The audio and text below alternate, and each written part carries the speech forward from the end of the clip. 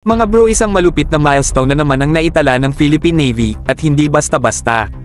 Sa unang pagkakataon sa kasaysayan ng ating hukbong dagat, nag-live fire na tayo ng MBDA Mistral 3 Short-Range Surface-to-Air Missile. Oo mga bro, tunay na missile launch ito, hindi CGI, hindi simulation, real deal sa gitna ng dagat. Ginawa yan sakay ng BRP Jose Rizal, ang pinakaunang Jose Rizal class guided missile frigate natin. At kailan nangyari ito? April 29, 2025, mainit-init pa, mga bro.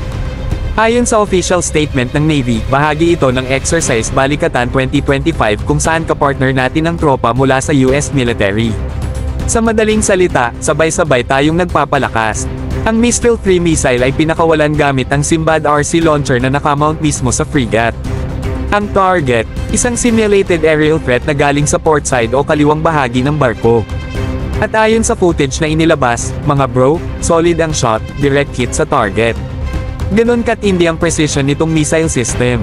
Kung tutuusin, ang Mistral 3 ay hindi pangkaraniwan. Ito'y highly agile, infrared-guided missile na kayang humabol sa mga fast-moving targets gaya ng drones, helicopters, o fighter jets.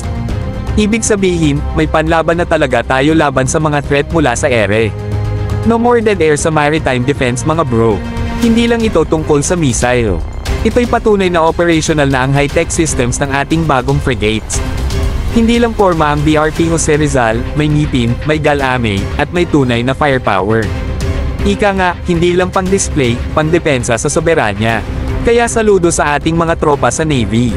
Mga bro, habang patuloy ang modernization, nakakasilaw na ang liwanag ng pagbabago.